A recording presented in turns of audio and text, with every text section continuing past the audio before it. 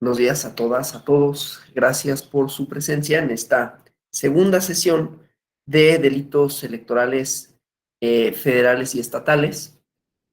Recordarán que el lunes de hace 15 días, no, el viernes de hace 15 días, vimos lo relativo a los delitos, algunas cuestiones relativas a los delitos federales, cuestiones generales, con relación a los alcances que tiene la legislación, la Ley General de Delitos en materia de delitos electorales, y que había una controversia, que fue la parte en la que nos quedamos, con relación a los alcances del 73 constitucional con relación al 116 constitucional, ¿no?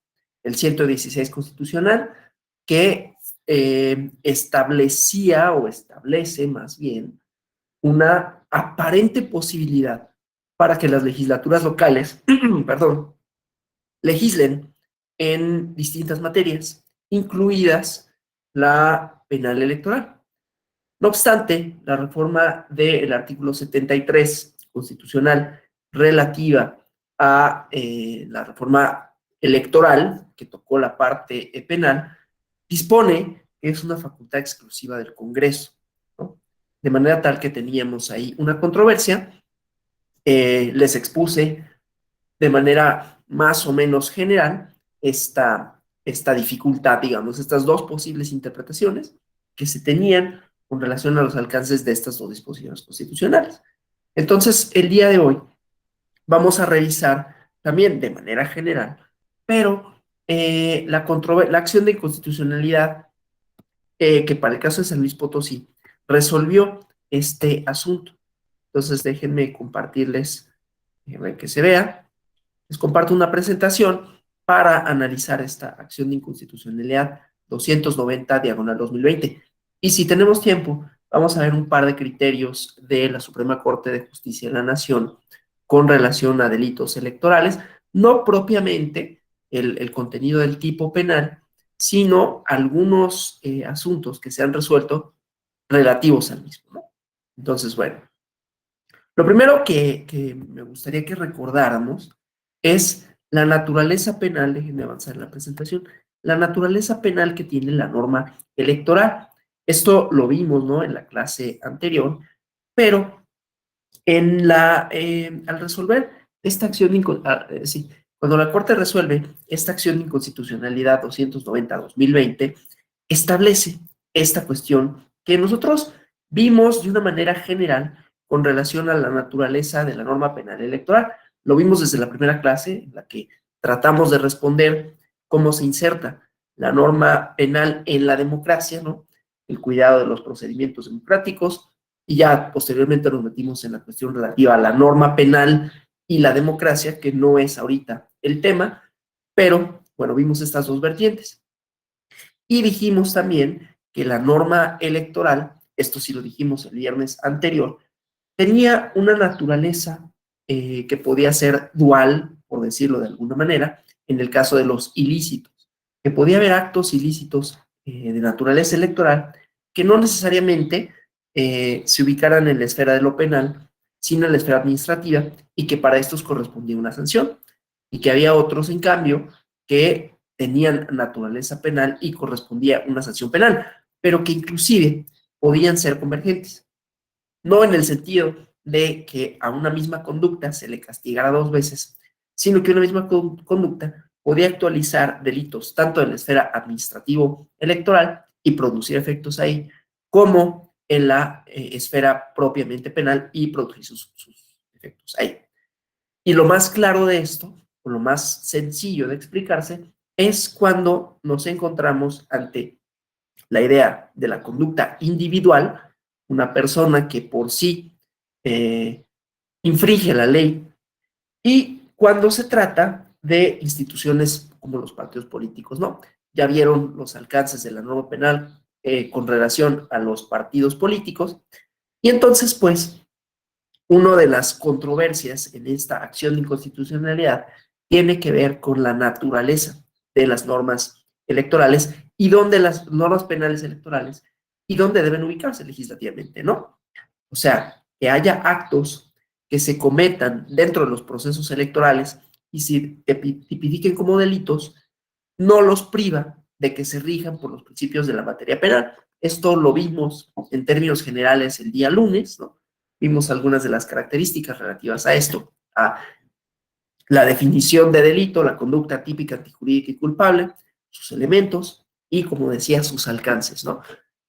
Reiteramos en la clase anterior esta cuestión de cómo los delitos no son necesariamente, y sobre todo los de naturaleza electoral, no son necesariamente obvios. ¿Qué conductas tendrán que ser tipificadas como delitos? Ahí hablamos inclusive de una parte, de un componente cultural, ¿no?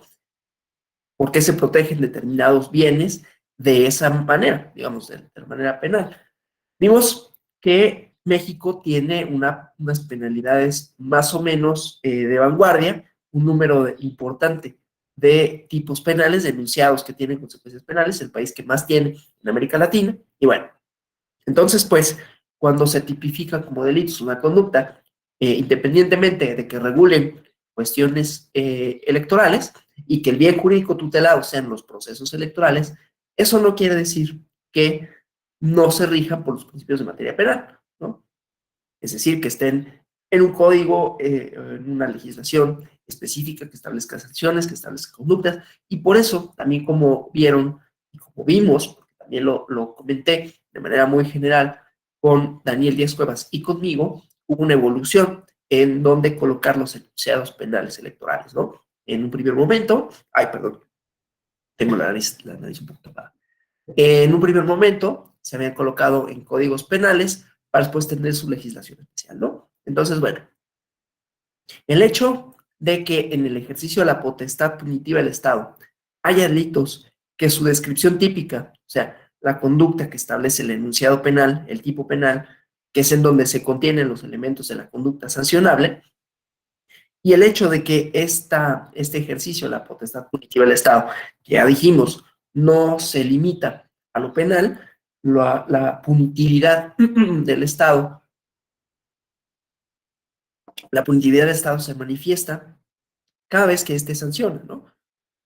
Hay una tesis, les recomiendo que la busquen, ¿no? Del ius puniendi electoral, que sobre todo se trata de la parte administrativa, la parte sancionadora, pero que en esta idea de los ilícitos electorales convergen los elementos, es decir, nosotros tenemos legislación administrativa sancionadora y cuando tenemos legislación penal, tienen componentes similares.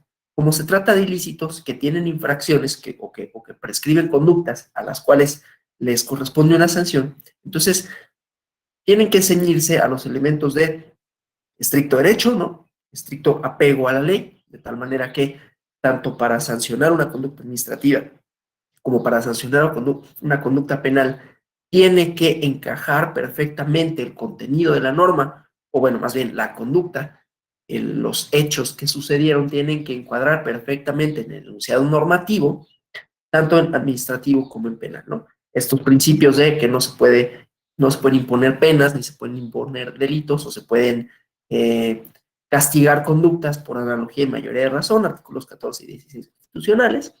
Entonces, el hecho, decía, que se establezcan delitos cuya descripción típica, perdón, se refiera a conductas que perturban instituciones democráticas, el desarrollo adecuado de la función pública electoral, el sufragio libre, directo, secreto. Eso no quiere decir que las normas que configuran, ay, perdón traigo muy tapada la nariz, decía, las normas que configuran estos ilícitos no pierden su naturaleza penal cuando se encuentran en legislación penal, ¿no? De ninguna manera implica, pues, que las normas que configuran estos ilícitos, que su investigación, su enjuiciamiento, corresponda a las autoridades electorales, sino que estas actuaciones son competencia exclusiva de las autoridades de procuración de justicia y jurisdicción penal, ¿no? Según los principios y los procedimientos de derecho punitivo.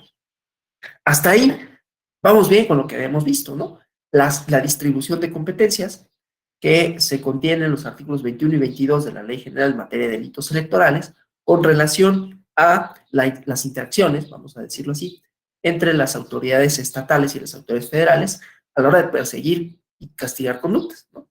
Lo vamos a volver a ver, pero básicamente se trata de un catálogo excepcional, digamos, bueno, porque por excepción menciona la ley qué conductas corresponden a las leyes federales, perdón, qué conductas corresponde conocer a las autoridades federales y cuáles a las autoridades estatales, ¿no? Bueno, entonces, eso solo para decir, hay una distinción entre la competencia, la distribución de competencias como tal, autoridades para conocer de delitos y autoridades facultadas para establecer delitos, ¿no? Y lo que ya había comentado, los alcances distintos de la sanción electoral y de la sanción penal. Pero bueno, cuando se trata de la parte electoral, esto lo vieron también ya en un módulo, ¿no? Las correspondientes indagatorias de los delitos electorales corresponden a fiscalías especializadas, tanto a nivel local como a nivel federal, ¿no? Las fiscalías especializadas para la atención de delitos electorales. Y entonces, con esto, se reafirma que no se deben confundir los bienes jurídicos que protege la legislación electoral, que se identifican, y volvemos a la parte cultural, ¿no? Con valores fundamentales de la democracia, que esto lo vimos, ¿no? La primera clase de Derecho Penal y Democracia, y lo vieron con la maestra Gladys, ¿no? Los bienes jurídicos tutelados por la normatividad penal electoral, ¿no? Valores fundamentales de la democracia, y no se tiene que confundir con la normativa que protege a estos bienes jurídicos de conductas que ameritan castigos de mayor gravedad, que es cuando viene la parte delictiva, ¿no? Estas sanciones de naturaleza administrativa, en una primera instancia, resultan insuficientes, es una teoría, ¿no? Que también creo que la abordamos en la primera clase, la idea de la disuasión, ¿no? Una idea de que la pena, la norma penal, su finalidad principal, menos que castigar propiamente, ¿no? Menos que establecer delitos y sanciones para, para castigar, valga la redundancia, es disuasorio, ¿no? Es decir, si sabemos que hay un castigo por una determinada conducta, entonces será menos probable que lo hagamos, ¿no? Esto, claro, está sujeto a otro tipo de variables, como qué tan probable es en todo caso que, si es que fuera cierto, yo tengo siempre reservas contra eso, pero bueno, si fuera así, si el objetivo de la norma penal electoral y la norma penal en general fuera la disuasión, entonces las personas, al saber que una conducta está tipificada como delito y que por lo tanto tiene una sanción que no es administrativa, tendería a observar menos esa conducta, o es decir, no lo haría, o lo haría menos, ¿no? En mayor proporción. Y decía, está atado a otras variables, ¿no? Bueno, ¿qué tan probable es que me castiguen? Suponiendo que tal fuera la cuestión. Desde luego, no es nada más una finalidad disuasoria, es decir, nosotros, no, ustedes, yo, no cometo delitos electorales por el hecho, claro, el hecho de que sean un delito, el hecho de que estén prohibidos, sea por la naturaleza administrativa o la naturaleza penal, implica que esas acciones tienen consecuencias.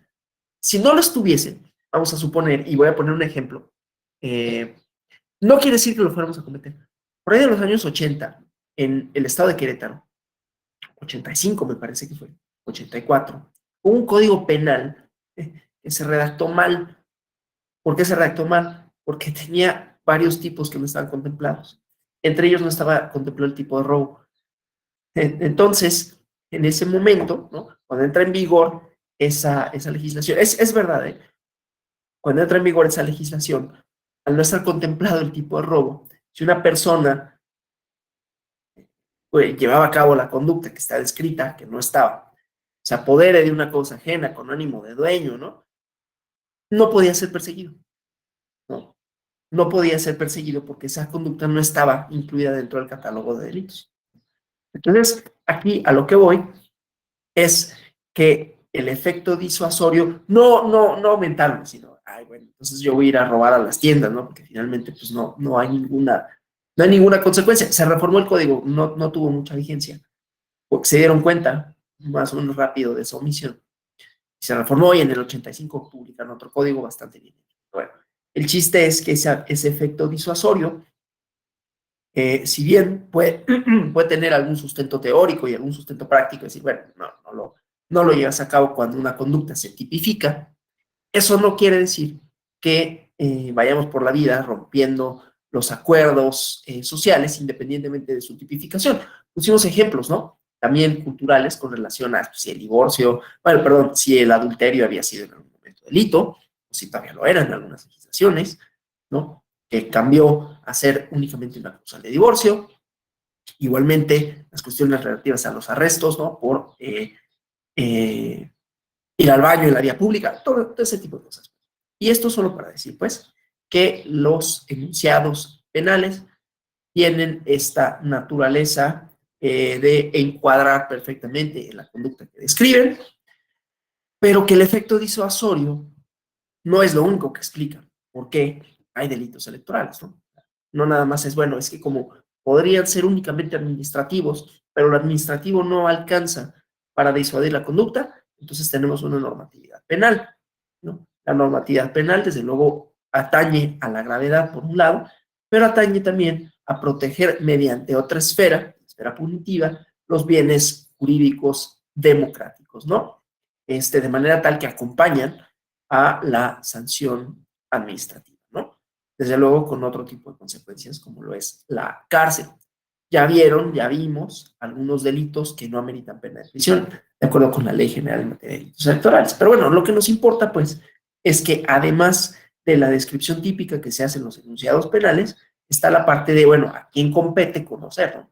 Porque si ya dijimos que es una cuestión de aplicación estricta de la ley, entonces eso se traslada a cualquier otra cuestión que esté relacionada con la aplicación estricta de la ley. Ay, aquí se tira. Perdón, es que esto de andar a las...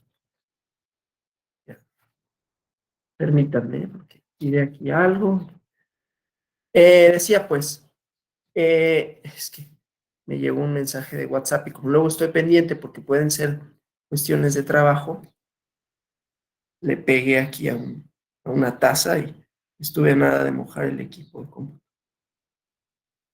Decía pues, como se tiene que relacionar con la descripción típica, esta descripción típica que tiene que ser una adecuación perfecta de la conducta de hecho con lo que describe el enunciado penal, también es importante que nos fijemos para cualquier tipo de sanción, sea administrativa, sea penal, con la distribución de competencias. ¿A quién le compete qué?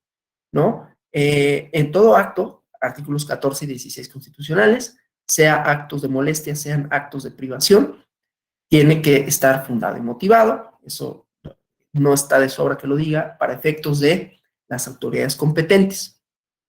La competencia material, la competencia territorial, y bueno, cualquier tipo de sanción, sea administrativa, sea penal, tiene que ceñirse a estos principios. Y está la distribución, pues, de competencias de la que hablaba entre autoridades federales y autoridades locales para conocer de los procedimientos, para sancionar, pero no necesariamente para definir la conducta, ¿no? Para definir la conducta.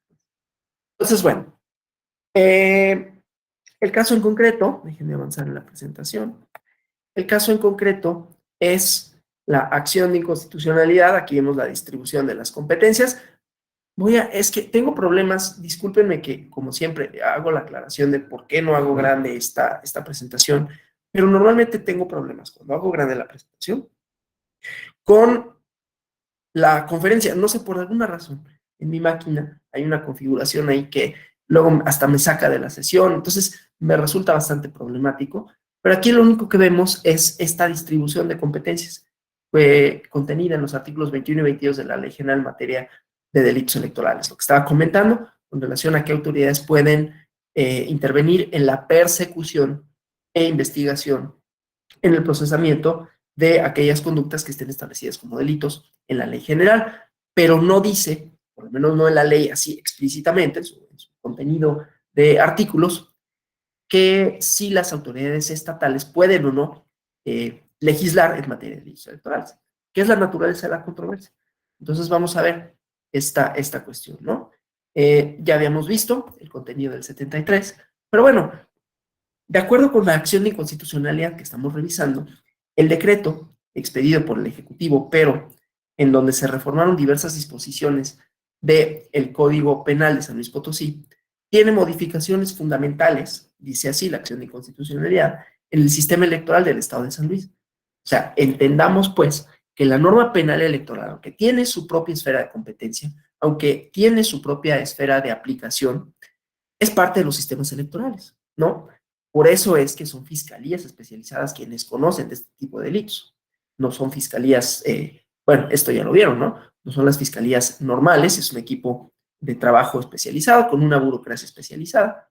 Y bueno, entonces es parte, pues, del sistema electoral.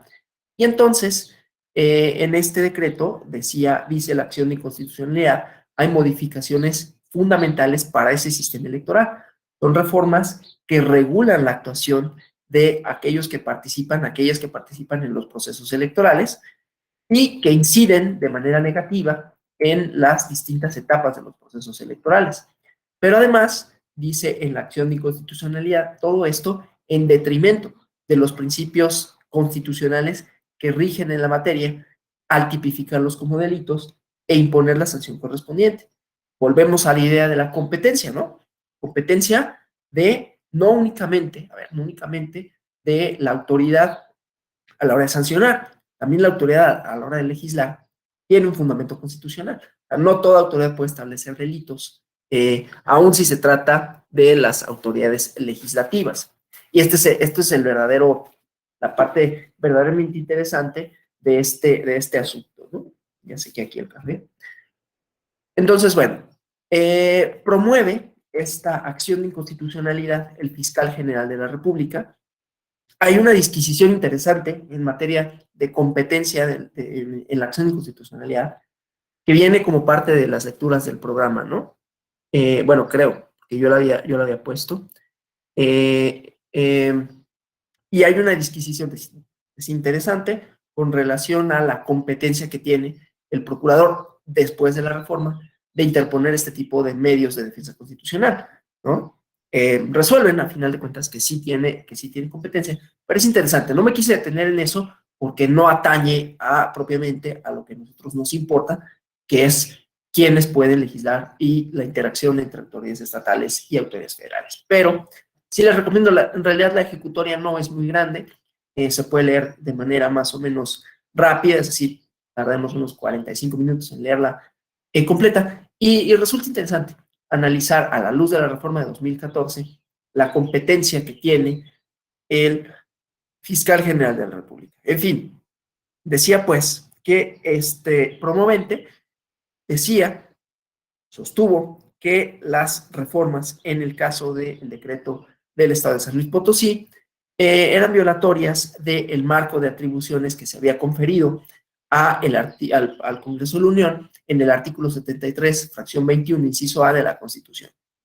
Primero que nada, recordarán que la reforma electoral, que seguramente han estudiado en alguna otra de los módulos, en algún otro de los módulos que componen este diplomado, que la reforma de 2014 estableció un régimen transitorio, ¿no? O sea, la adecuación legislativa que tendrían que hacer y no solo para la materia penal, ¿no? Una reforma electoral que tocaba a la parte penal, porque ya dije, y seguramente ya han dicho en otros módulos, la normatividad penal electoral es parte del sistema electoral, ¿no? Decía pues, entonces, en este régimen transitorio, la legislatura, el poder reformador de la Constitución, estableció el plazo para que el Congreso de la Unión expidiera una ley general en materia de delitos electorales. Y se materializó, esto ya lo vieron, ¿no? 23 de mayo de 2014, cuando se publicó justamente la ley general en materia de delitos electorales, cuyo objeto, esto también es un poco reiterativo, ¿no? Pero pues es establecer tipos penales, sanciones, distribución de competencias y coordinación entre entes de gobierno. La tipificación de las conductas, lo vimos en la clase anterior, pero lo vieron ustedes con Daniel Díaz Cuevas, está regulada de los artículos 7 al 20 bis. 20 bis que lo van a revisar el día de mañana y pasado mañana con mi compañera Cristina Osornio. Y son aplicables a elecciones federales y locales. la ley general, por eso tiene esta naturaleza de generalidad. Y respecto a la distribución de competencias, la ley establece que cuando no sean competencia de la federación, esto que les había comentado, ¿no? La distribución de competencias y la parte de bueno, de la reserva, ¿no? Todo lo que no está reservado para la federación es competencia de los estados, ¿no? La distribución de competencias para conocer de los delitos. Cuando no sean competencia de la federación, cuando la distribución de competencias para conocer y perseguir la comisión de los delitos de materia electoral no sea federal, serán estatal, pero no se determina ahí la posibilidad de tipificar delitos en la materia.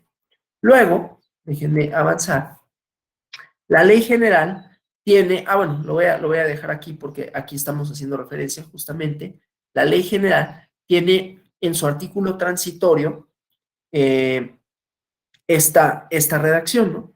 Cuando dice, obviamente, esta cuestión relativa al régimen transitorio, pero la facultad del Congreso de la Unión para establecer tipos penales, ¿no? Sanciones, distribución de competencias y las formas de coordinación.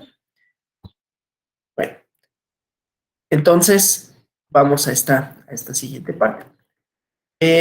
Los tipos relativos, los tipos penales, las sanciones relativas a los delitos electorales, esto ya había sido un criterio anterior de la Suprema Corte de Justicia de la Nación en la acción de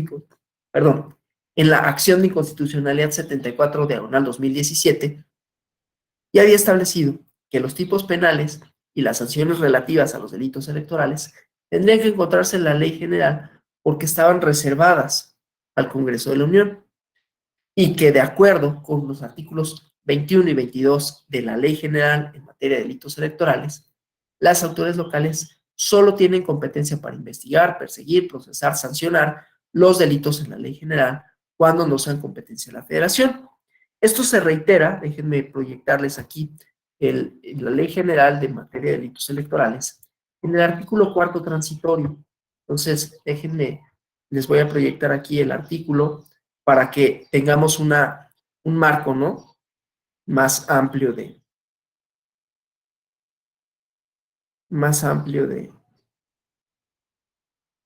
análisis, y que hace referencia a la,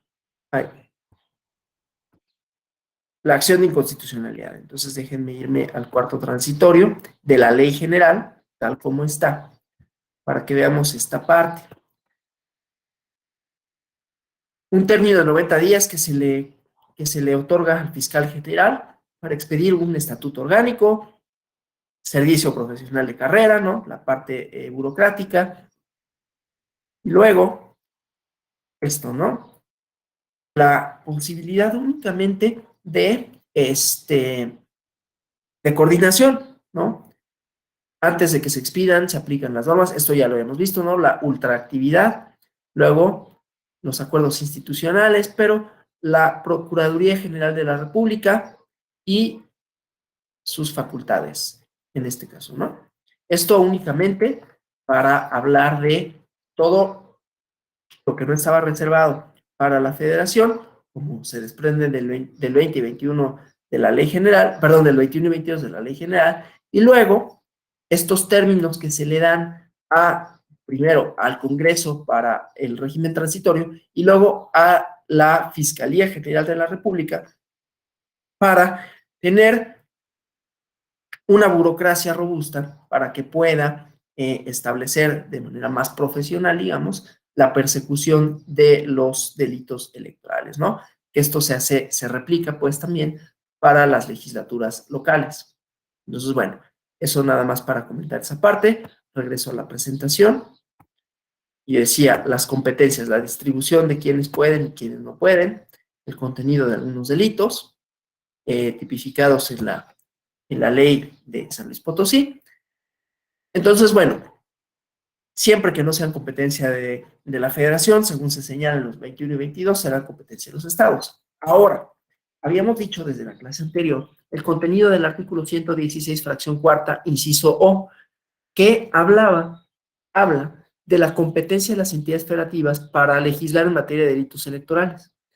Esta competencia está otorgada desde la reforma de 1996, que como sabrán, fue una reforma importante, que tuvo sus características también y que tuvo sus consecuencias en 97 y en 2000 para el sistema político mexicano.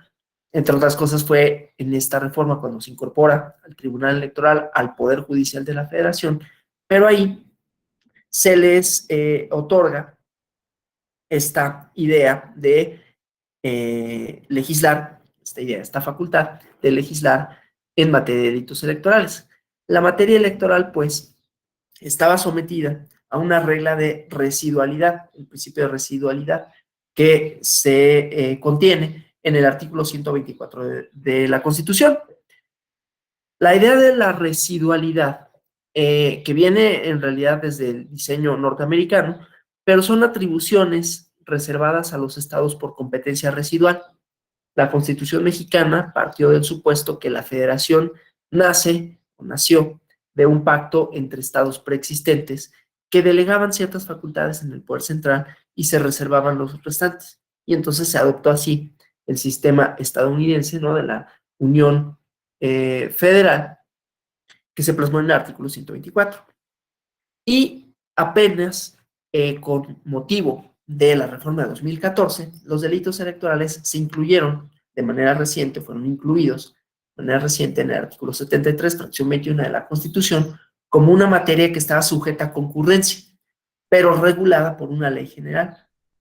Y entonces la materia electoral se sujetó o fue sujetada a una concurrencia específica, ¿no? En donde la federación determina mediante leyes generales las materias que corresponden. Que por cierto, en esto vale la pena detenerse.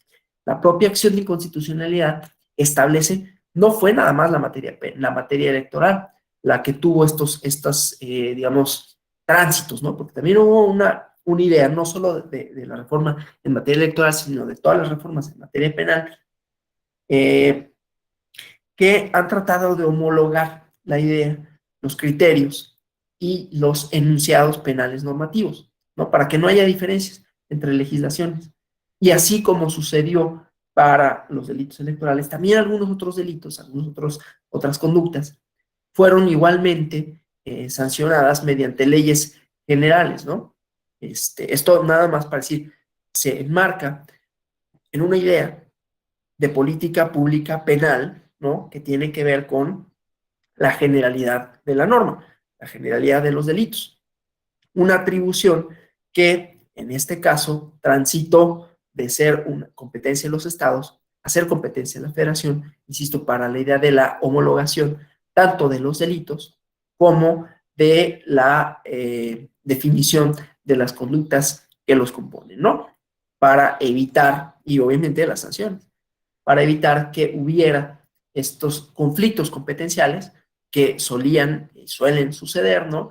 No solo de distribuir a qué autoridad le compete qué, sino en dónde se cometió el delito, ¿no? Era bastante, y es bastante complicado de repente, así como en el 21 y 22 de la Ley General en materia de delitos electorales habla de los delitos cometidos en el extranjero, pero que tengan o pretendan tener efectos en territorio nacional, o delitos cometidos en territorio nacional, pero que pretendan tener efectos en el extranjero, la distribución de competencias y por lo tanto la definición normativa que le corresponde a una determinada conducta está sujeta a esos mismos principios, ¿no?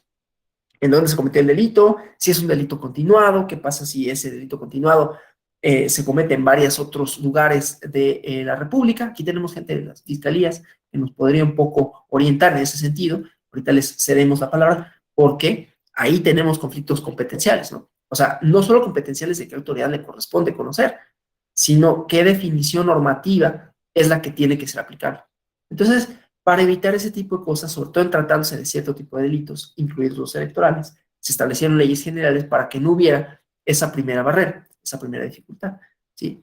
Entonces, bueno, en esta reforma de 2014, que estaba sujeta primero la concurrencia, la regulación mediante una ley general, una concurrencia específica, como decía, en donde la federación determina mediante leyes generales las materias que corresponden regular o ejercer el orden federal y los órdenes de las entidades federativas.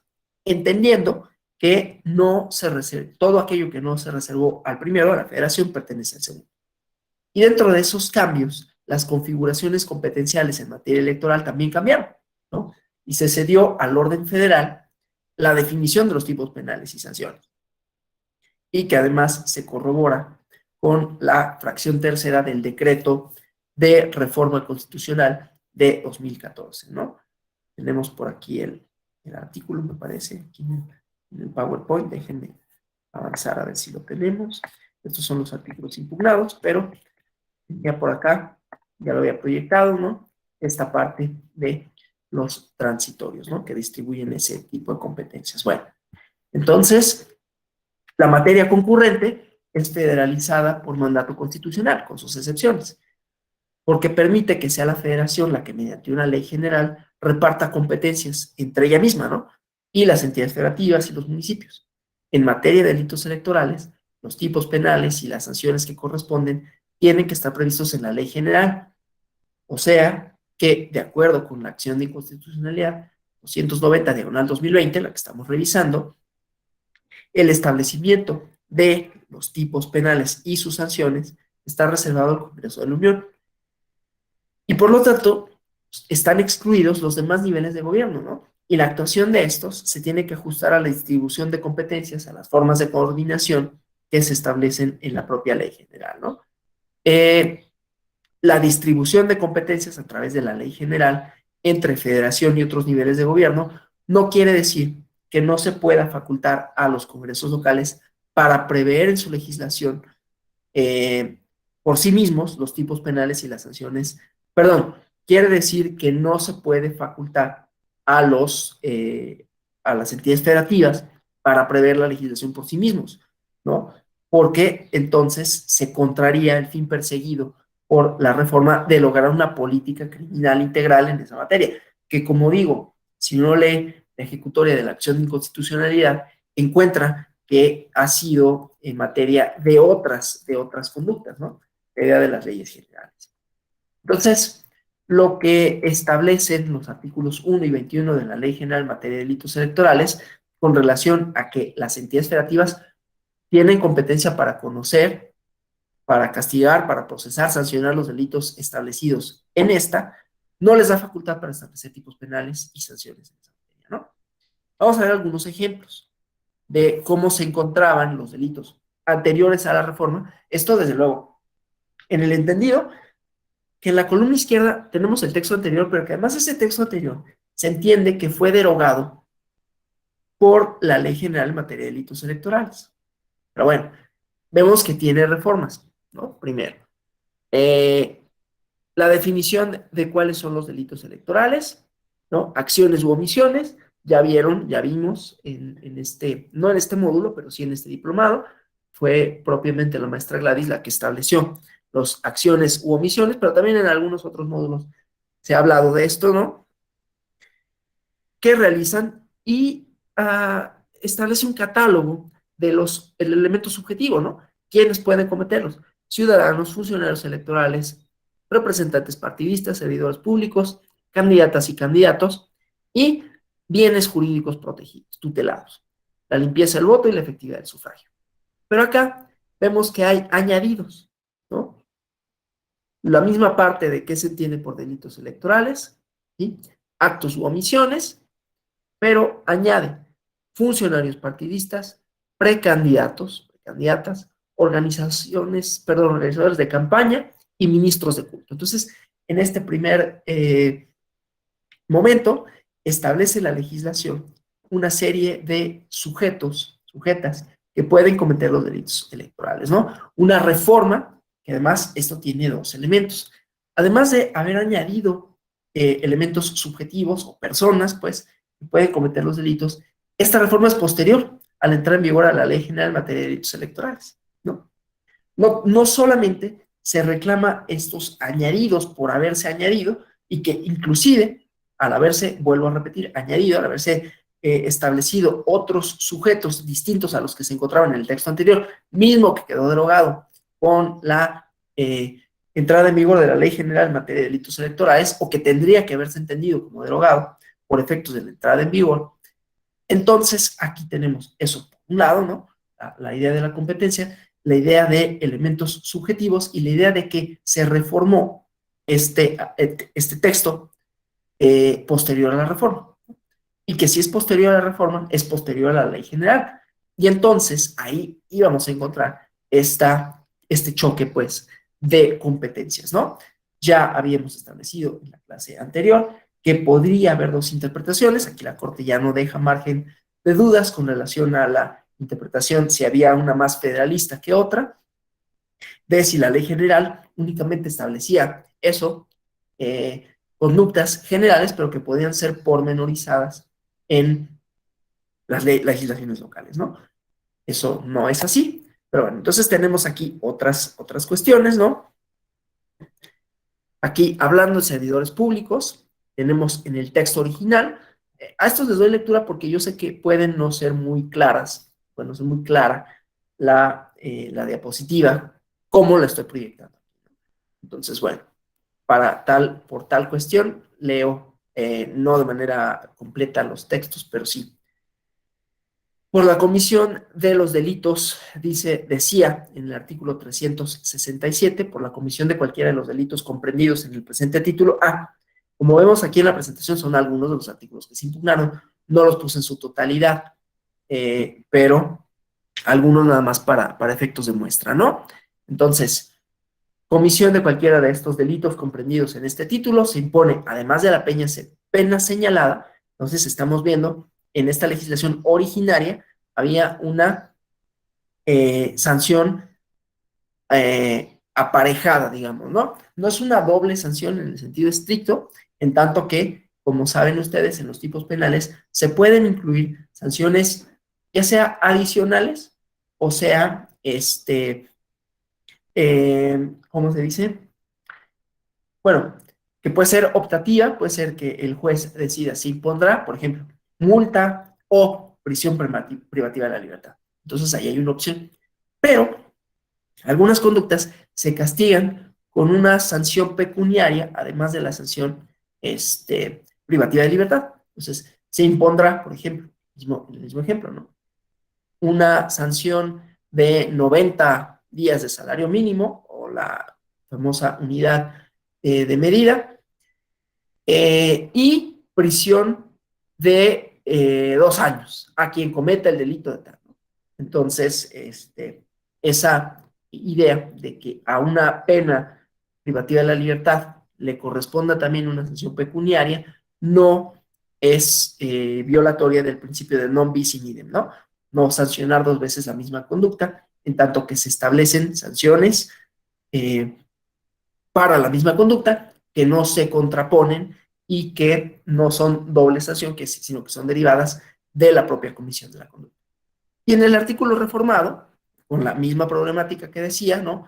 Añadir elementos a el artículo que ya ni siquiera estaba vigente con la entrada en vigor de la Ley General en materia de delitos electorales, pero que hacía que esta nueva entrada en vigor suscitara conflicto, ¿no? Suscitar conflicto en, ok, entonces pueden o no las legislaturas válidamente establecer cuestiones relativas a los delitos.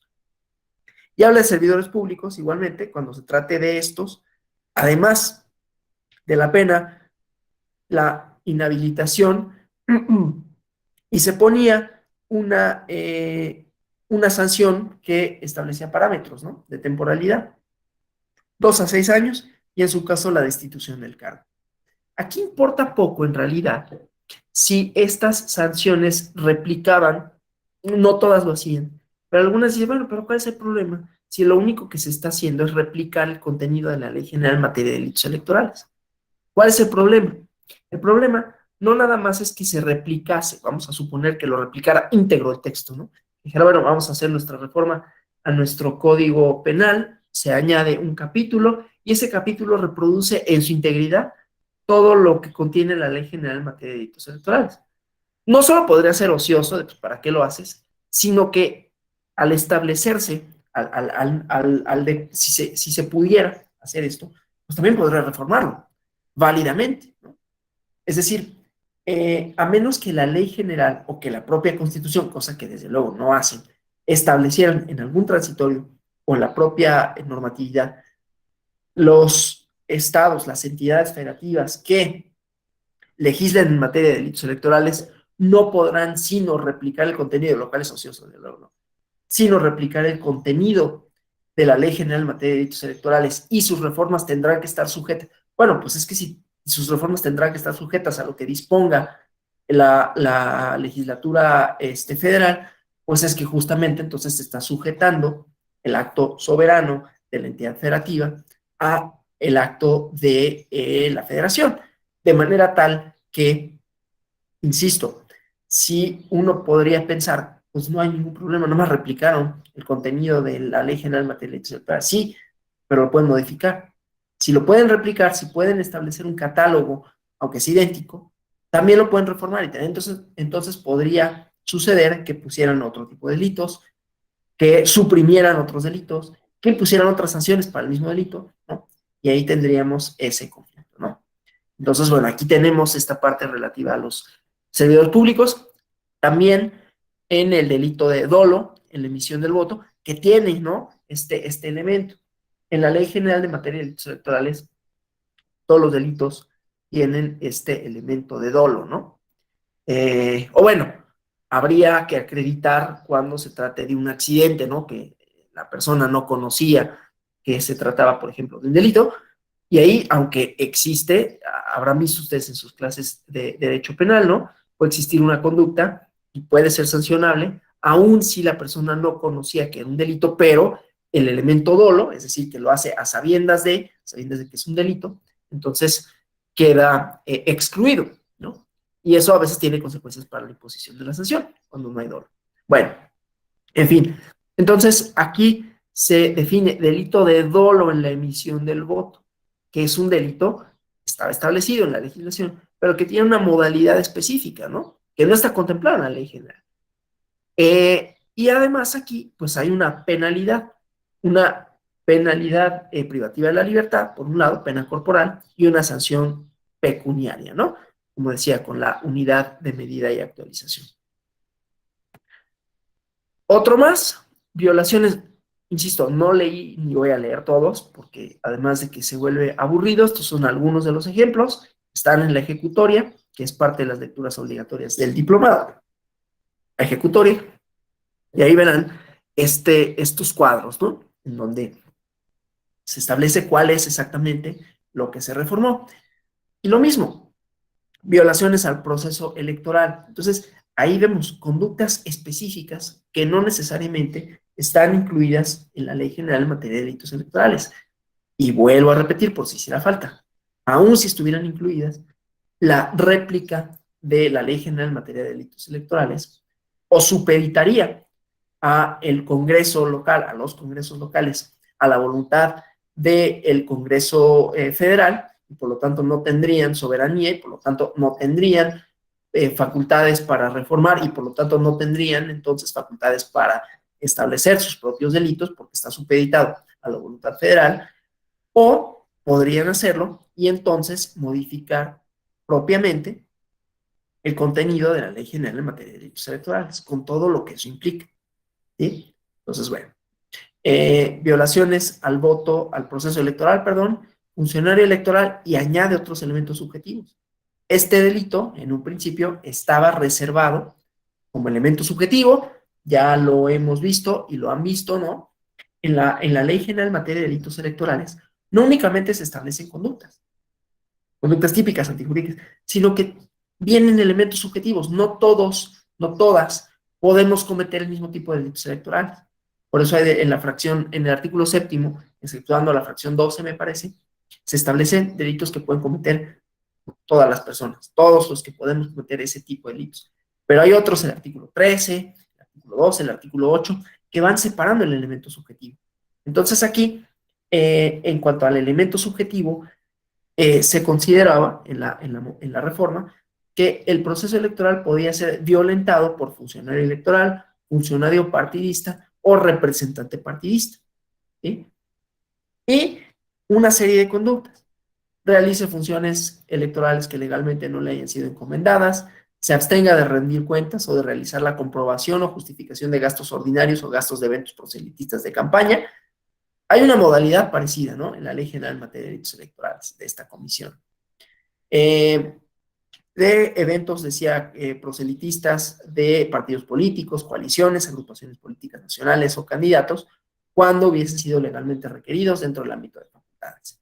Igual, otra fracción, que aquí añadieron fracciones porque estaba hasta la fracción 16, mismas que fueron, solamente la fracción 12 fue modificada, y le añadieron, ¿no?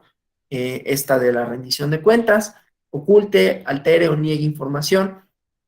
Nuevamente, ¿no? Aquí tenemos la comisión, la conducta, acción y las omisiones. Ocultar, por ejemplo, ¿no? Es una omisión, tienes una obligación para, esto nada más para ver otros elementos configurativos de los tipos penales, aunque no sea propiamente de lo que estamos hablando, ¿no? Pero para ir recapitulando también algunas cosas relativas a lo penal y porque hicimos referencia finalmente a los delitos de acción y de omisión. Entonces, teniendo obligación de no rinda cuentas, ese es un delito de omisión, ¿sí? Ocultar información, ese también es una omisión. Y otras, tanto la alteración de la información, claro, negarla es una omisión, cuando le es requerida por la autoridad electoral competente, o que utilices facturas, documentos, comprobantes de gasto de partido político candidato, pero cuando se altere el costo real de los bienes o servicios prestados, ¿no? Y la penalidad, de 2 a 6 años de prisión, y sanción pecuniaria de 100 a 200 días del valor de la UMA, ¿no? La unidad de medida de actualización. Bueno, entonces, en términos generales, el artículo 365 que vimos, voy a regresarle para hablar de algunos de sus elementos. Entonces, en el artículo 365 incluye dentro de los sujetos activos de los delitos electorales a funcionarios partidistas, precandidatos, organizadores de campaña y ministros de culto religioso. ¿Sí? Solo me voy a referir a los que están en la presentación, que insisto, no son todos los que se reformaron más. Aquí solo es a manera de ejemplo y mencionaré estos, ¿no? En el artículo 367, o el artículo 367, incorpora el supuesto específico de sanción a servidoras y servidores públicos, modifica la sanción para establecer que además de la pena señalada por la comisión de un delito electoral, se impone una inhabilitación para ocupar el empleo, cargo o comisión en el servicio público de 2 a 6 años. En el caso del artículo 369, 369, modifica la sanción pecuniaria, ¿no? Del delito de dolo en la emisión del voto. Se disminuye, como vemos, ¿no? Porque originalmente era de 60 a 300 días el valor de la unidad de medida de actualización y la reforma la redujo de 50 a 100 días de dicho valor. Por su parte, el artículo 371, dentro del delito de violaciones al proceso electoral, incluye a funcionarios partidistas y adiciona supuestos: realizar funciones electorales que no le hayan sido encomendadas, ¿no? La abstención de rendir cuentas o realizar la comprobación o la justificación de los gastos ordinarios y gastos de eventos proselitistas de campaña, algún partido político, coalición, agrupación política, candidata o candidato, una vez que hubiera sido legalmente requerido dentro del ámbito de sus facultades, ¿no? Es esta última diapositiva que vemos aquí. Modifica la sanción, igualmente, porque originalmente era de 3 meses a 5 años de prisión y sanción pecuniaria de 30 a 500 días el valor de la unidad de medida y actualización, y le establece la sanción de 2 a 6 años y sanción pecuniaria de 100 a 200 días del valor de la referida medida. Entonces, estos artículos, que insisto, aquí únicamente para efectos de la clase, para la diapositiva, seleccioné solo algunos, pero inciden en alguno de los elementos de los tipos penales relativos a los delitos electorales, ya sea por la acción o omisión, la conducta de hacer o de abstenerse de hacer cuando se tiene obligación de llevar a cabo algo, el bien jurídico protegido, ya dijimos que son distintos, y que en estos tipos penales establecen, ¿no? Establecen algunos bienes jurídicos tutelados.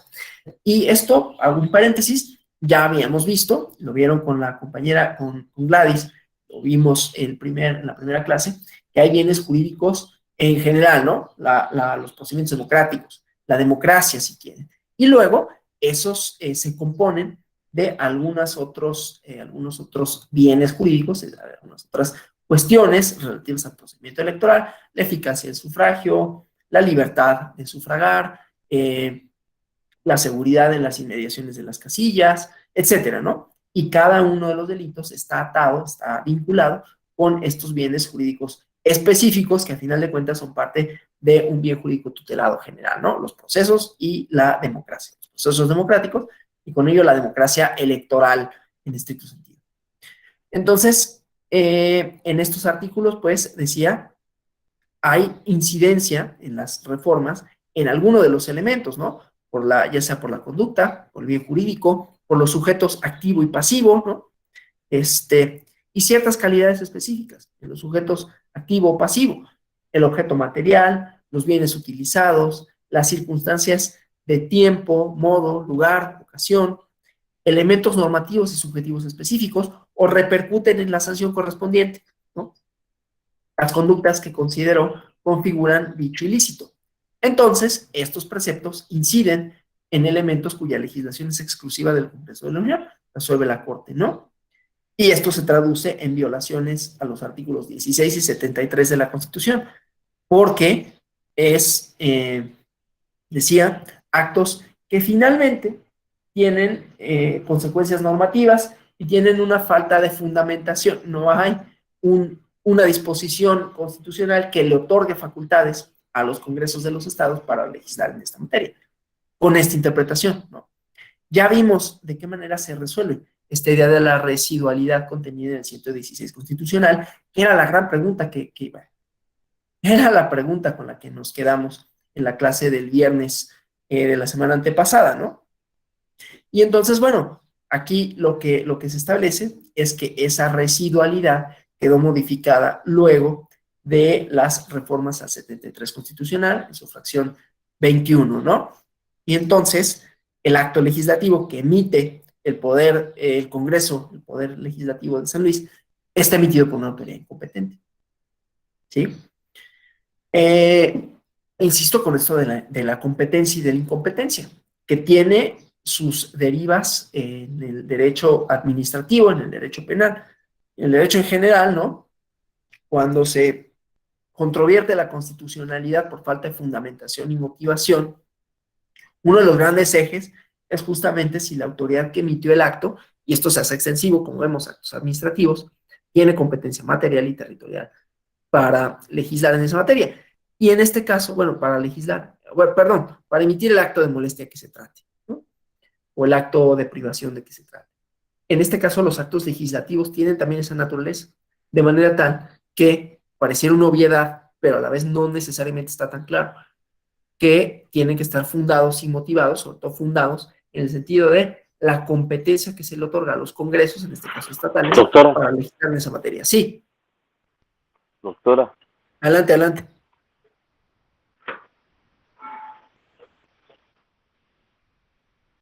Adelante, José Luis Méndez. Bueno, ahorita lo recuperamos porque quería hacer uso de la voz. Entonces decía, ¿no? La importancia de la fundamentación que se hace extensiva al acto legislativo. Y eso es importante porque uno pensaría que en principio pues el acto legislativo no necesitaría mayor fundamentación. Es un poder soberano. La competencia material, digamos, está más o menos clara en el sentido de que son ellos quienes están legitimados para legislar. No obstante, esa competencia material tiene un segundo componente, sobre qué puede legislar y sobre qué no. Y hay limitaciones, ¿no? Con lo que tiene que ver con el federalismo. Y ya decía que esto era parte de una política criminal integral, no únicamente los delitos electorales, pero que incide también en el sistema electoral.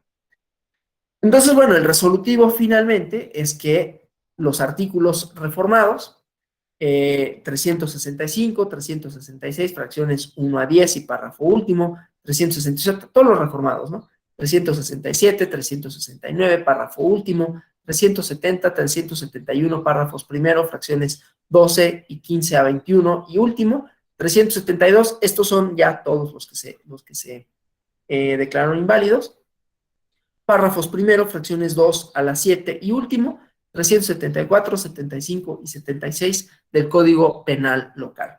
¿Sí? Entonces, bueno, aquí ya queda resuelta pues la controversia. Hasta aquí no sé si haya preguntas, porque vamos a ver otros temas relativos a la naturaleza, alcances y los elementos de los delitos electorales, ya en materia federal.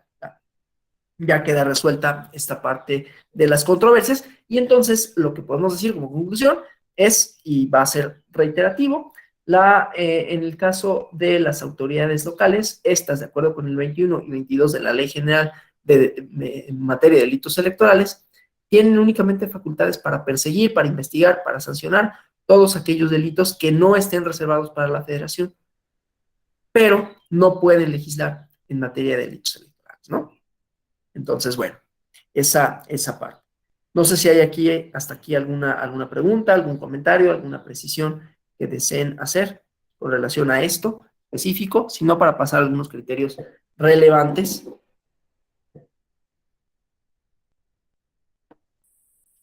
Había quedado pendiente la pregunta de Mirna con relación a las medidas de solución alternativa de conflictos, ¿no? O las famosas medios alternativos de solución de conflictos. No son aplicables aquí, en tanto que ya habíamos visto, ¿no? La competencia de la Fiscalía Especializada en materia de delitos electorales no, ¿cómo lo puedo decir? No contempla esa parte de los medios alternativos de solución de conflictos en cuanto hace a los procedimientos penales de la nueva reforma penal, ¿no? O sea, porque en los procedimientos ordinarios, digamos que no son en materia electoral, lo que sucede con los medios alternativos de solución de conflictos es que, por ejemplo, se puede otorgar el perdón. La persona que denuncia, depende de los delitos de que se traten, ¿no? Pero puede otorgar el perdón, puede haber otras medidas reparatorias que no impliquen la prisión para la persona infractora.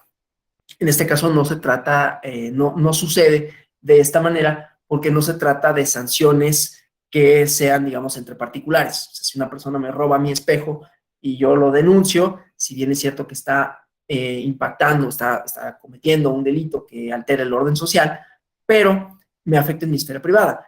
Por los bienes jurídicos que se tutelan en la materia electoral, la esfera tutelada no son individuales, ¿no? Sino son colectivas y por lo tanto no son aplicables los medios alternativos de solución de conflictos para el caso penal, ¿no?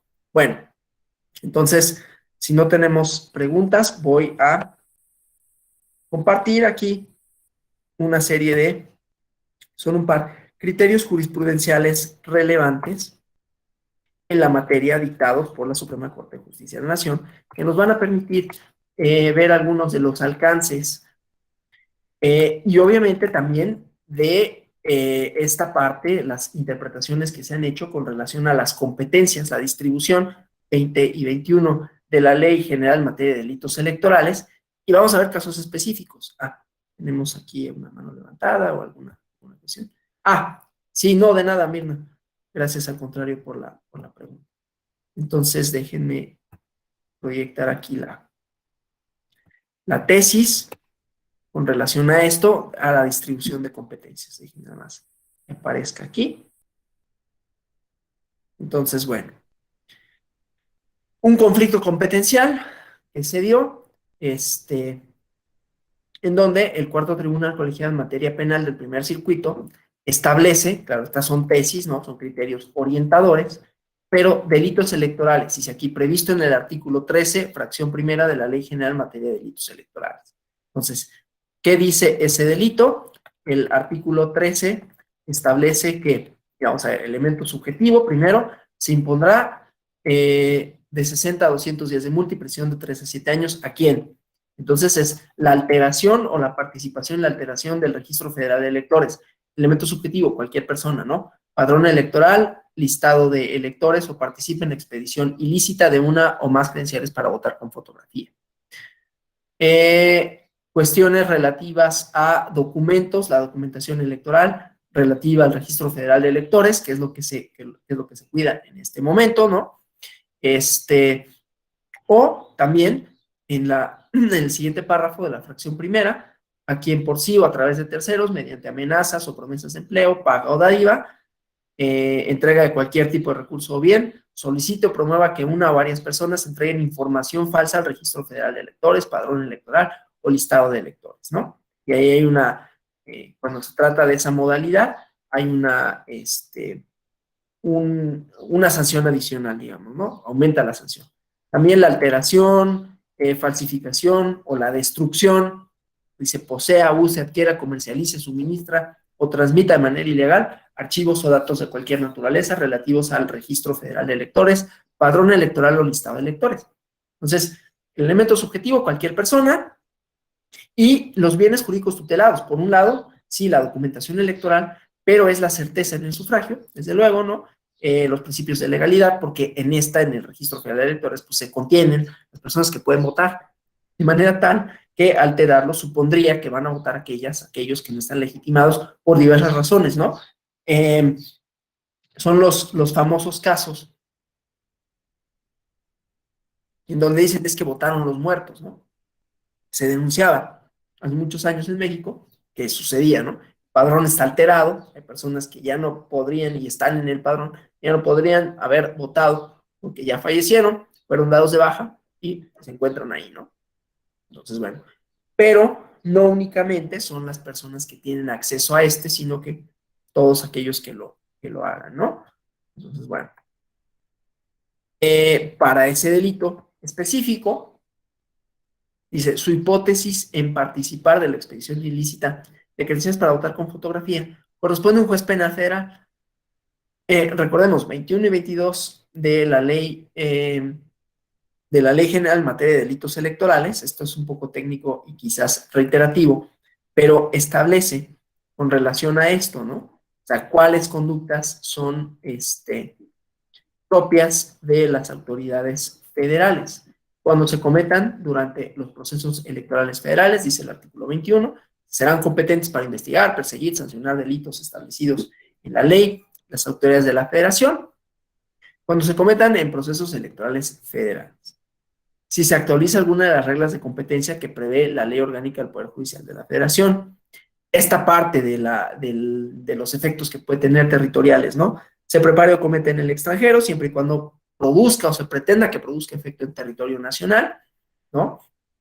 O se inicie, prepare o comete en territorio nacional, siempre y cuando se pretenda o produzca efectos en el extranjero, en términos de los artículos 2, 3, 4, 5 y 6 del Código Penal Federal y la Ley Orgánica del Poder Judicial de la Federación, o cuando el Ministerio Público ejerza la facultad, el Ministerio Público Federal o la Fiscalía Federal ejerza la facultad de atracción cuando los delitos del fuero común tengan conexidad con delitos federales o cuando el INE, en ejercicio de sus facultades, organice algún proceso electoral local, ¿no? Entonces, bueno, todos los demás delitos, cuando no sea competente la federación, en esos supuestos, son competencia de los estados. Pero, ¿qué sucede aquí? Entonces, tenemos primero la formación del padrón electoral, lo dice aquí, incisos B y C, del artículo 54, numeral 1, de la Ley General de Instituciones y Procedimientos Electorales, que tiene esa naturaleza Ley General, igualmente, ¿no? Cuando se forma el padrón electoral, se expiden credenciales de elector, corresponden a la Dirección Ejecutiva del Registro Federal de Electores, que depende del Instituto Nacional Electoral. Entonces, la actividad del padrón electoral, dice aquí, es exclusiva de dicho instituto. Por lo tanto, siempre será materia federal, porque es una atribución de la federación. De tal manera, si el Estado es representado por el Instituto Nacional Electoral, la federación, que dice aquí la sociedad, es el sujeto pasivo del delito. Cuando hablamos de los delitos que había legislado en el Congreso de San Luis, establecí sujetos activos y pasivos. Pasivos es el que resiente el daño, ¿no? Y entonces aquí, participar en la expedición ilícita de credenciales para votar con fotografía ante la comisión del delito, se establece vamos a ver si me abre, ¿no? Porque decía, justamente, las reglas de distribución de competencia, como vimos en el artículo 21, de distribución de competencia para conocer de los delitos. Entonces, ¿cuándo son delitos de orden federal? Cuando se prevean por parte de leyes federales y tratados internacionales, tienen ese carácter, los que se refieren los incisos B, A y de esta fracción. ¿Qué dice esto? señalados en el artículo 2 al 5 del Código Penal, cometidos en el extranjero por agentes diplomáticos, cometidos en embajadas, elementos territoriales, elemento subjetivo aquí, cuando la federación sea sujeto pasivo, ¿no? Reciente el delito, la federación, y aquí estamos hablando del Registro Federal de Electores. Entonces, el elemento subjetivo, también es importante aclararlo, no es únicamente una persona, perdón, el sujeto pasivo no necesariamente es una persona directamente la que resiente los efectos del delito. Y justamente por eso es que en este caso no son aplicables los medios alternativos de solución de conflictos, porque el sujeto pasivo pues es difuso, es indeterminado, ¿no? La sociedad, ¿qué es eso, no? Bueno, una serie de personas, una serie de individuos organizados colectivamente, etc. Entonces, bueno, esta parte vemos aquí en la federación es el sujeto pasivo. Y aquí lo establece ¿cómo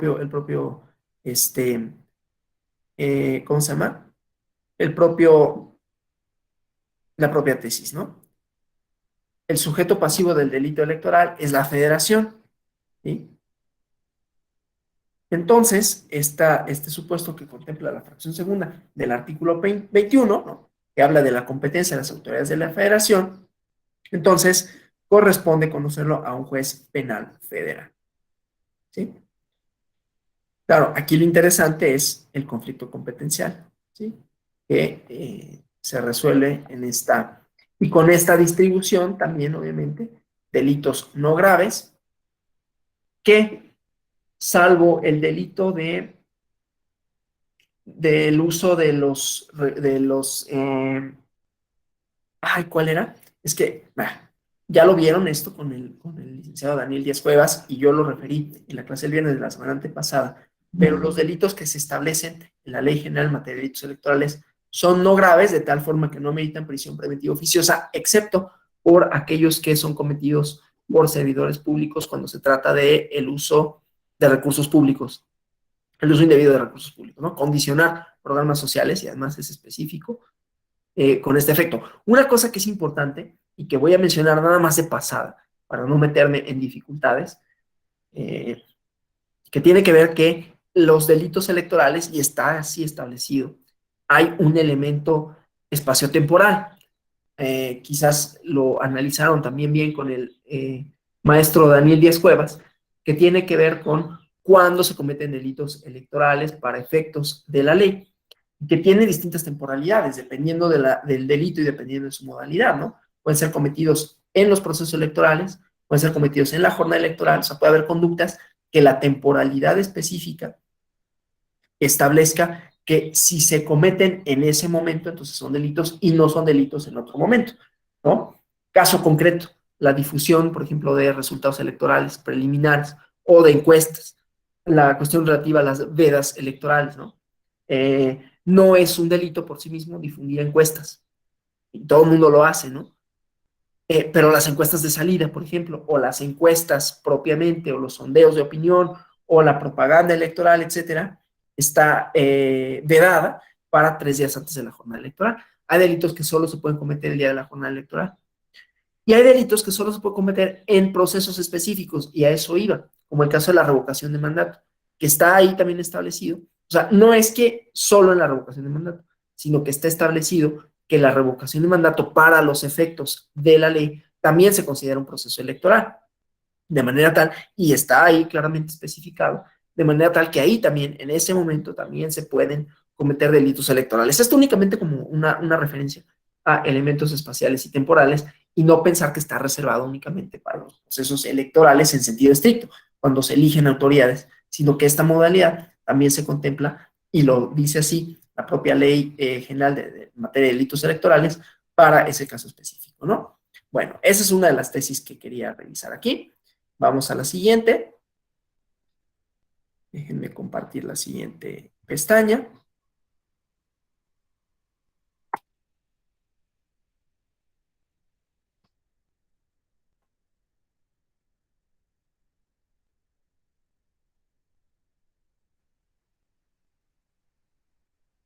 Entonces, aquí vamos a ver otro elemento que tiene que ver con la técnica penal, pero que no resulta por ello menos interesante. De hecho, es más interesante todavía por ese mismo por ese mismo, por esa misma cuestión, ¿no?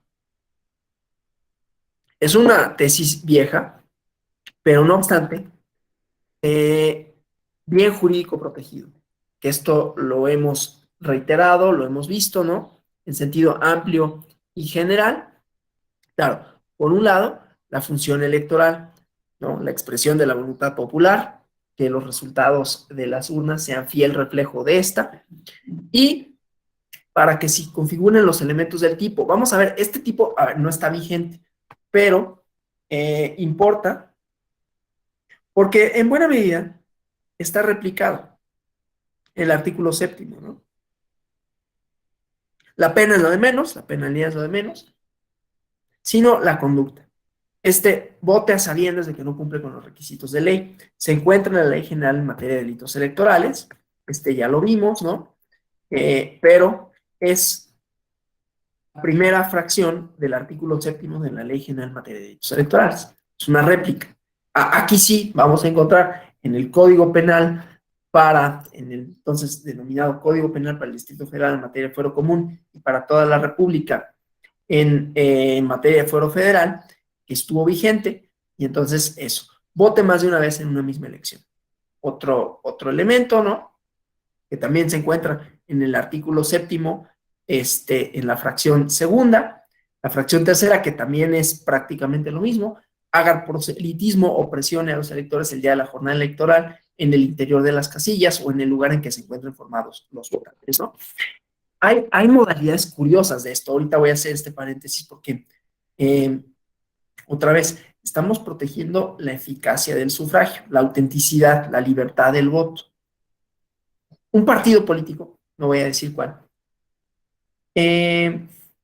tuvieron un equipo, esto es verdadero, tuvieron un equipo de asesores en el que distintos estudios del voto indicaban que las personas cuando votaban en un alto porcentaje, lo habían determinado, no me acuerdo cuál era el porcentaje, pero era alto, ¿no? Era cercano al 50%, que las y los votantes decidían el sentido de su voto a último momento, ¿no?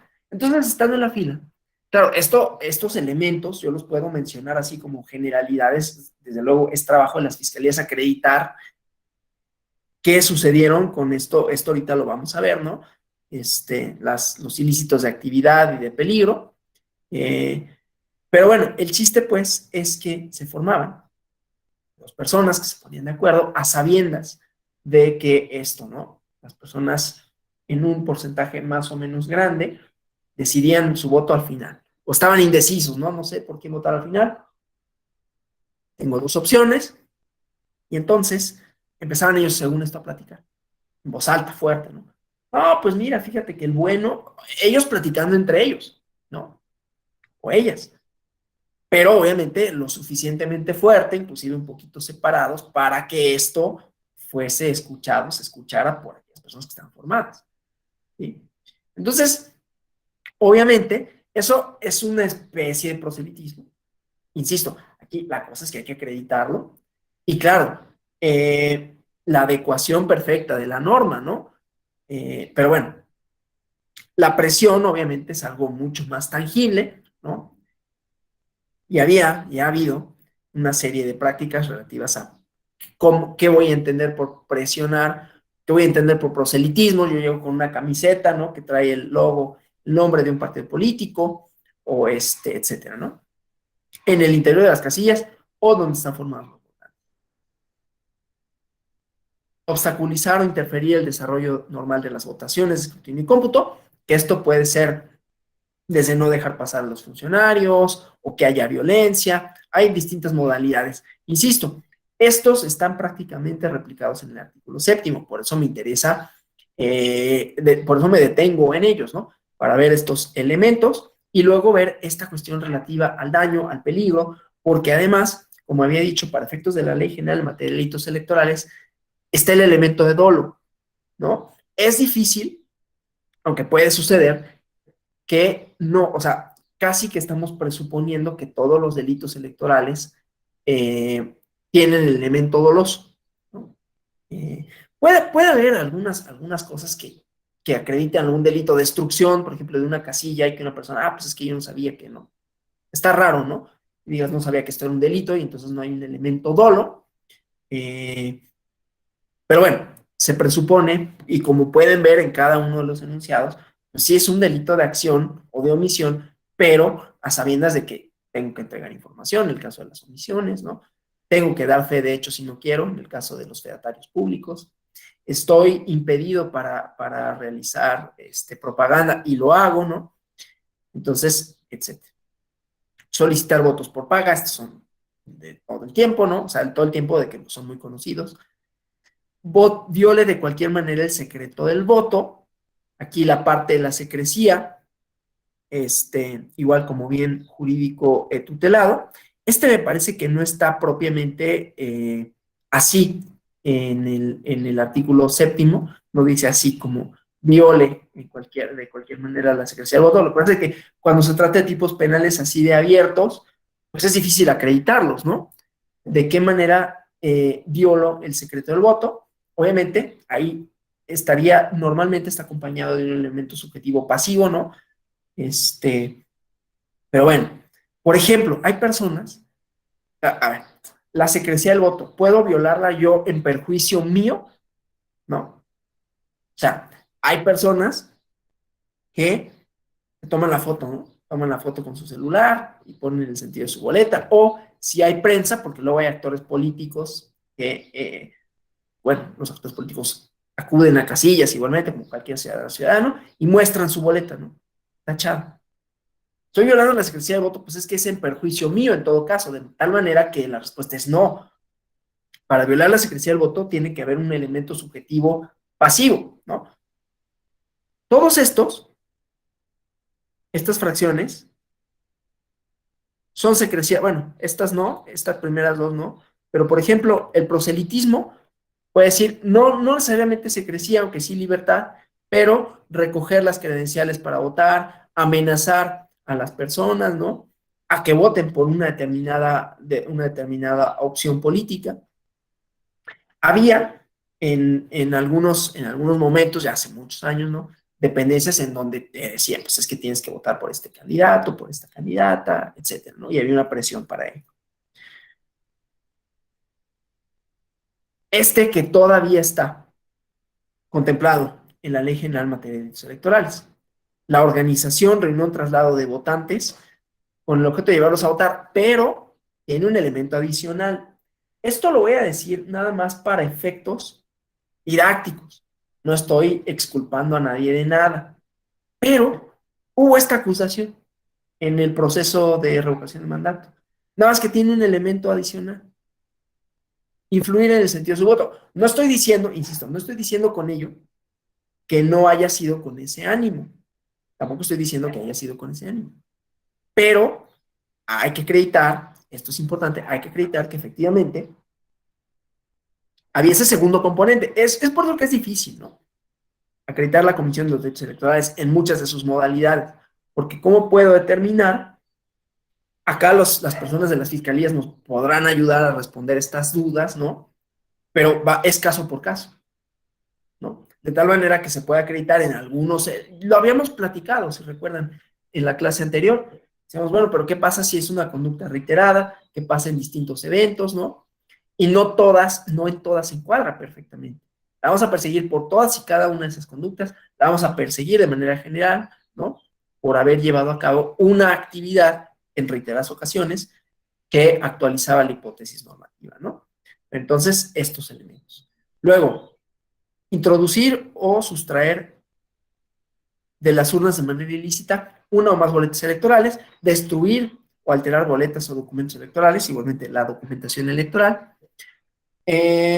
y solicitar declaración firmada del elector acerca de su intención y el sentido de su voto. Ya no está contemplado así, pero igualmente comprometer, eso sí, el voto mediante amenaza o promesa, y que tiene distintas modalidades, ¿no? Se actualizan diferentes, depende de quién sea, y el elemento subjetivo activo puede ser si es un servidora pública, en qué momentos, inclusive de acudir a actos proselitistas, etcétera. Pero bueno, entonces, Este tipo de delitos, que insisto, algunos están replicados en la Ley General en materia de delitos electorales y otros se encuentran para diferente tipo de sujetos según circunstancias de modo, tiempo y lugar, tienen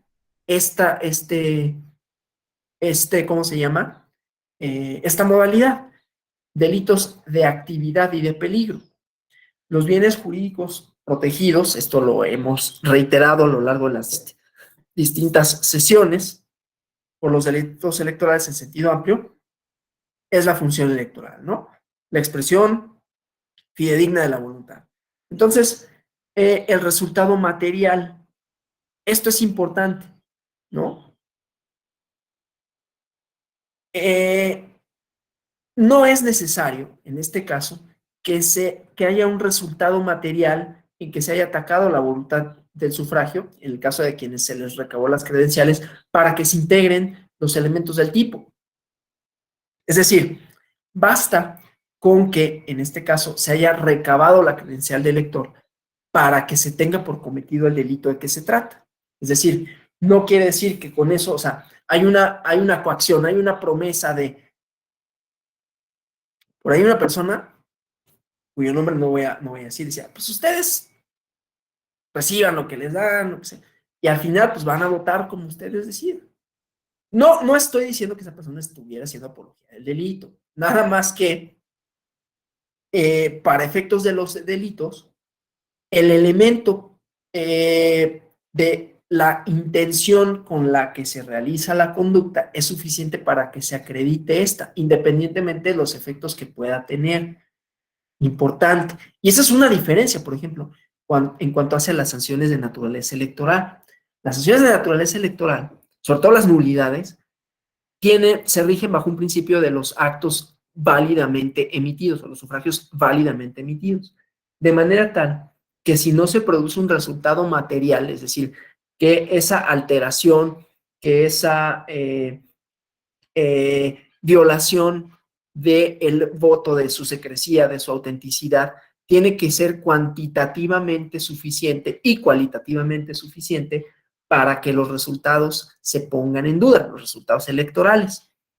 En el caso de los tipos penales, no estoy hablando del efecto que pueda producirse.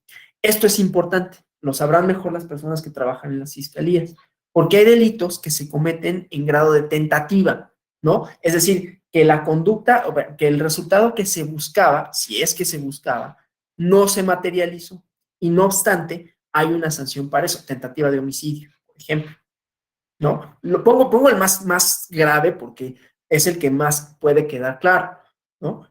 Entonces, se le acusa de homicidio en grado de tentativa, ahí hay una gradación del tipo penal, ¿no? Está sujeto a esto, está sujeto a modalidades, son bastante complejos en realidad los tipos penales, ¿no?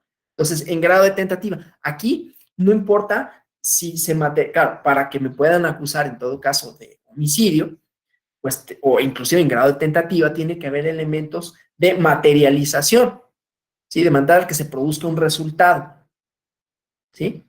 No voy a poner ejemplos, desde luego, de esos delitos.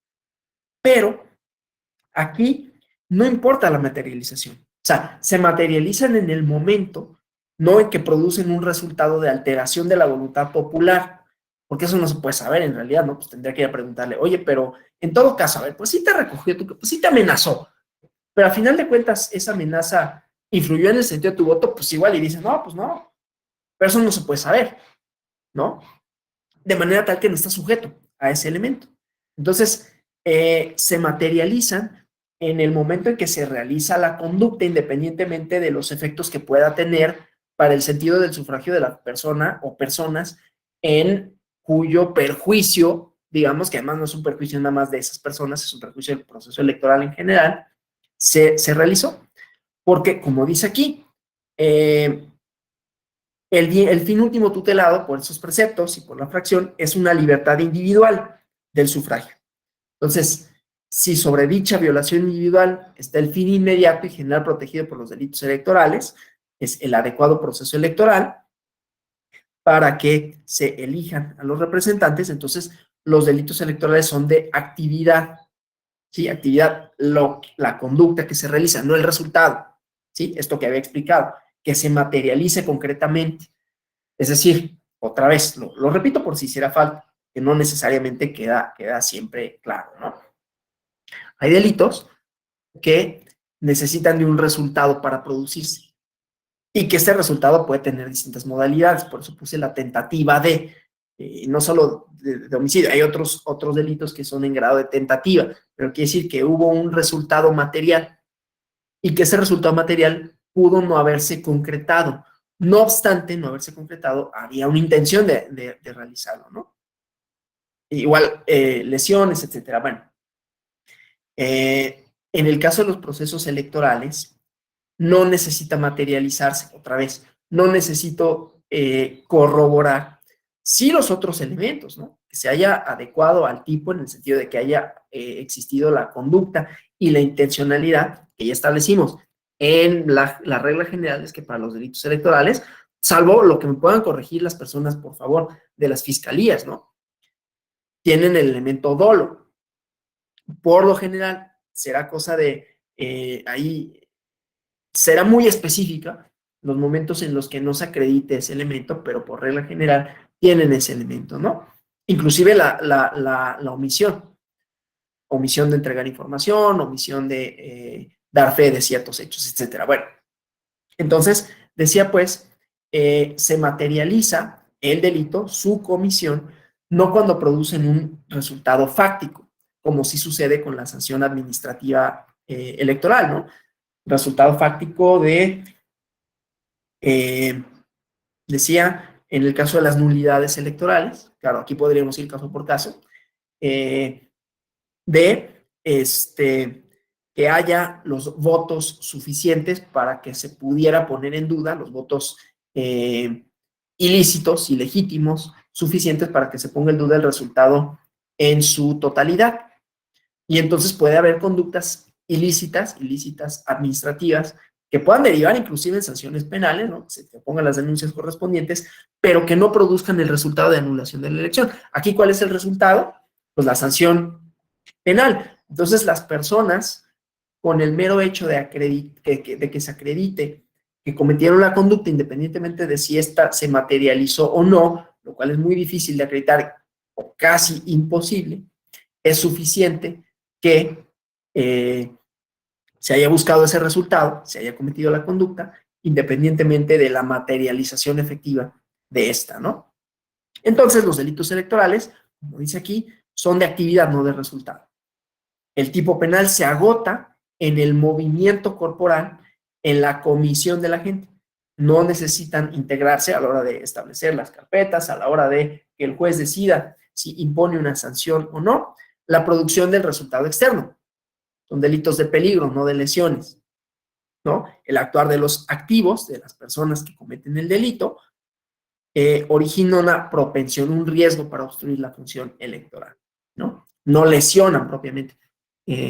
Estos específicos, ¿no? Entonces, bueno, estos son los delitos decía, de resultado y de actividad y de peligro, ¿no? Entonces, bueno, esos últimos criterios, únicamente para establecer, aquí ya no vimos cuestiones de competencia, vimos cuestiones relativas a los delitos propiamente, ¿no? Bueno, entonces, recapitulando, haciendo una recapitulación de las dos clases que tuvimos el día viernes de la semana antepasada y el día de hoy, pues tenemos esta cuestión, ¿no? Primero, la distribución de competencias, qué le compete a cada una de las autoridades, la reforma penal.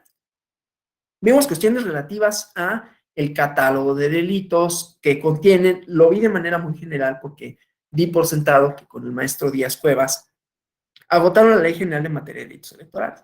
Y era ocioso que nos pusiéramos a estudiar todas y cada una de las conductas que integran a la Ley General en materia de delitos electorales, pero vimos generalidades relativas a los sujetos, los tipos de conductas que puede cometer dependiendo de estos elementos subjetivos, en quienes recaen, algunas reiteraciones con relación a los bienes jurídicos tutelados y luego esta controversia, ¿no? Del 116 con el 73 fracción 31 en el marco de la reforma penal, que por si hiciera falta, reitero, supuso, entre otras cosas, establecer esta Ley General de Delitos Electorales, pero como parte de una política penal, no únicamente electoral, porque, insisto, si lean por favor la ejecutoria 290 de 2020, está dentro del material obligatorio, bueno, el material que acompaña la bibliografía del presente curso.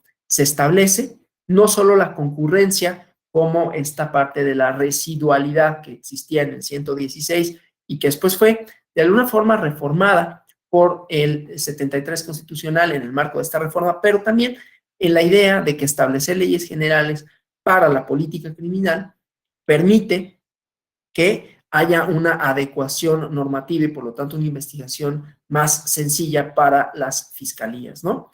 Que no obstante, hablamos de delitos locales, no en el sentido estricto de quienes pueden definir las conductas, sino para conocer de las mismas, ¿no? Ahora, es importante saber, esto es quizás una reiteración innecesaria, pero de todas maneras la hago, es importante saber que sí tenían esa facultad, ¿no? Que sí la tuvieron hasta la reforma de 2014, es decir, las entidades federativas sí podían establecer sus cuerpos normativos y estaban incluidos dentro de los códigos penales las conductas que violentaban los procesos electorales, ¿no? Con sus distintas modalidades, con sus distintos elementos subjetivos, con sus distintas penalidades. La idea de la ley general fue hacer una homologación de todas estas conductas para que se contuviesen solo en un cuerpo normativo, pero eso hubiese sido insuficiente, habría sido insuficiente si se le respetaba, si se le continuaba reconociendo competencia a las entidades federativas para configurar delitos electorales, porque entonces para nada servía una ley general si estas legislaturas conservaban su facultad de establecer sus propios delitos, porque la única salvedad hubiese sido que ahí se contuvieran el mínimo de delitos, ¿no? Y que las autoridades estatales, que los congresos estatales, pudieran establecer otros delitos relativos a sus circunstancias particulares y que en función a eso establecieran penas específicas.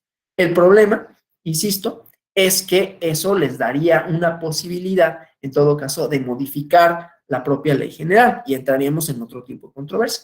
Y para evitarla en lo sucesivo, pues entonces se hizo esta interpretación de la Constitución con relación a los distintos transitorios, con relación a los objetivos propios de la reforma y del sistema electoral, penal electoral mexicano en su conjunto, ¿no? Hasta aquí, no sé si haya alguna pregunta, algún comentario, alguna cuestión. Teníamos un compañero que intentó hace como 40 minutos exponer una cuestión y que ya no pudo. Pero no sé si hay alguna pregunta o algún comentario hasta aquí.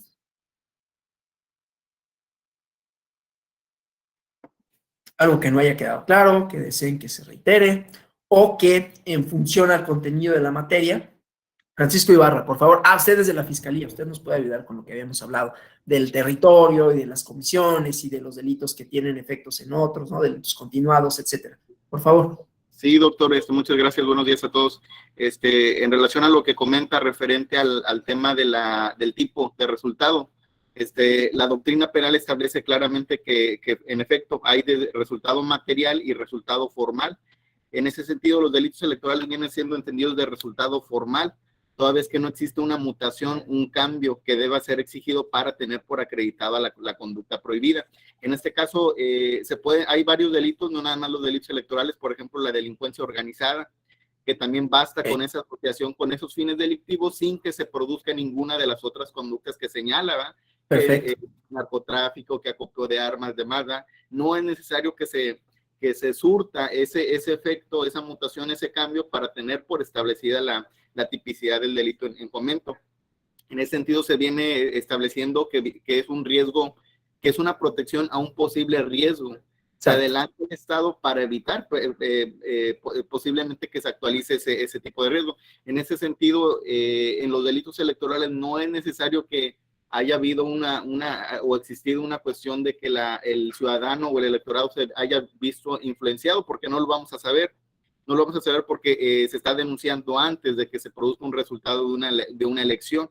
En ese contexto se puede asumir que efectivamente todos los delitos electorales son de resultado formal.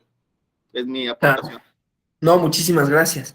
Porque además, corríjame si estoy mal, ahí, por ejemplo, para determinar la sanción, también podríamos añadir el criterio cuantitativo. Ok, si no fuera como lo decimos, ¿no? Si no fuera de resultado en ese sentido. ¿A cuántas personas? O sea, le recogió la credencial, supongamos, lo amenazó a tantas personas. Pero entonces ahí, primero, y esas personas, se materializó el resultado que buscaba, es decir, influyó en el sentido de su voto y en todo caso, ¿a cuántas?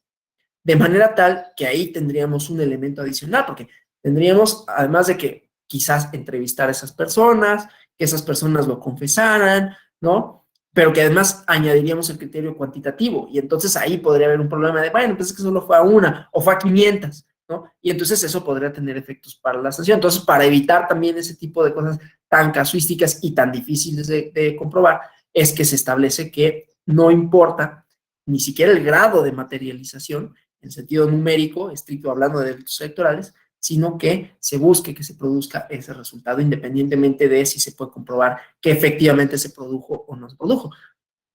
Sí, Noemí Argüello, por favor. Buenos días, doctor. Buenos Buenos días días. a todos. Nada más tengo una duda. ¿Cuál sería la línea que separaría, hablando de esto que acaba de comentar precisamente el licenciado Francisco, sobre si todos los delitos electorales solo requieren un resultado formal? Entonces, cuando hablamos, como el caso que exponía hace un momento, de transporte de votantes, pero que no puedes probar que hubo efectivamente una influencia en el sentido de su voto, o sea, hay una potencial riesgo porque pues alguien te está llevando a votar, entonces pudiera haber una condición que genera un riesgo de afectar el sentido del voto. Entonces, ¿en qué momento se determina que con eso es suficiente para acreditar el delito y cuando dices no se puede acreditar que influyó en su voto, pero aun cuando no haya materializado, no haya un resultado material, el riesgo ahí está? Esa sería mi pregunta. Gracias. A reserva de lo que nos conteste de manera más adecuada el compañero Francisco Ibarra, yo le diría lo siguiente. Lo que pasa es que ahí están establecidos los elementos del tipo, ¿no? O sea, por ejemplo, en el caso de que en la coacción del voto no dice, y obviamente no lo dice así, lo deja abierto a que se produzca o no el resultado. Acá tampoco es necesariamente que se produzca el resultado, sino que se transporte con aras de influir. Yo puedo llevar a mi abuelita a votar si ella quiere, ¿no? Es más, yo puedo llevar a mis vecinos, nos podemos organizar todos. El siguiente elemento que integra el tipo es que, claro, yo lo organizo, pero les digo, bueno, yo solo los llevo si votan por tal o cual, ¿no? Yo solo los llevo, es más, los voy a llevar, pero tienen que votar. Entonces, este siguiente elemento. Lo que sucede es que tampoco se puede acreditar, pues dice, con el ánimo de influir.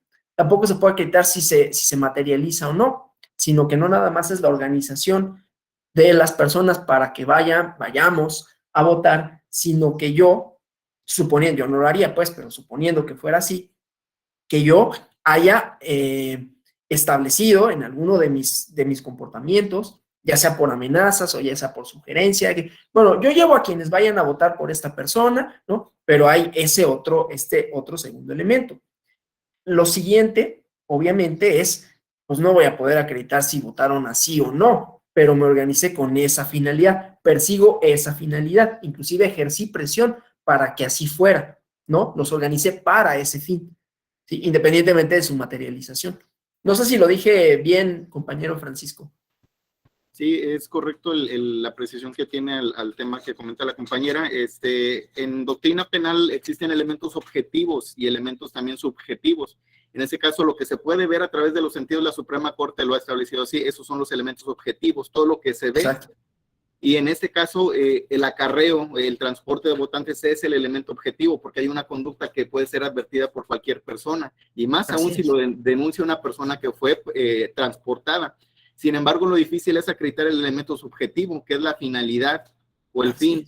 En este caso, la fracción décima de ese numeral del artículo 7 de la Ley General en materia de delitos electorales establece puntualmente con la finalidad de influir en el Ajá. sentido del voto. ¿Cómo vamos a saber nosotros como autoridad que fue esa finalidad? Pues que el denunciante lo mencione. Así O es. todos los que fueron transportados o los que estuvieron ahí presentes, que hayan escuchado, hayan visto, que fueron transportados con ese fin. Ahí estaría ya las dos cuestiones que exige al menos ese tipo penal. Sin embargo, en la práctica también puede haber un concurso de delitos, porque aparte de eso les piden evidencia de su voto. Exacto. O tienen listados donde están corroborando que esa persona fue a votar por determinado candidato o además también les pagan. Sabes que ya votaste, ahora sí, ahí te van tus 500 pesitos, tus 1,000 pesos o hasta 200 pesos o la cantidad que manejen ahí. Entonces ahí estamos hablando ya de tres tipos penales que ocurren de un mismo hecho. Entonces por Así eso es. un mismo hecho se denuncia y pueden desprenderse varios tipos penales. Así es.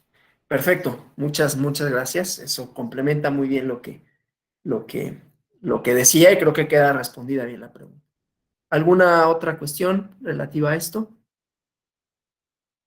Bueno, pues si no hubiera más. Gracias. No, al contrario, Noemí, gracias por la pregunta. Gracias, Francisco, por la participación, por los comentarios. Gracias a todas y a todos por su presencia, por su atención. Obviamente aquí tuvimos un pequeñito problema de continuidad por las vacaciones, que a nadie nos cayeron mal, creo. Y bueno, yo les deseo que tengan un feliz inicio de semana, les agradezco mucho, espero que este módulo haya sido de su interés, que haya satisfecho sus pretensiones, ¿no? Y que hayan quedado respondidas las dudas principales, por lo menos, de los delitos electorales en materia federal, estatal, que haya quedado centrado bien la controversia de la acción de inconstitucionalidad 290/2020 y estos otros elementos que añadimos con relación a los delitos electorales. Muchísimas gracias. Hasta la próxima. Tienen todavía un par de clases con mi compañera Cristina Guerrero Osornio, ella es funcionaria del Instituto Electoral de la Ciudad de México, experta también en el tema electoral. Yo sé que va a ser un par de clases también muy fructíferas. Por mi parte es todo. Muchas gracias y hasta la próxima.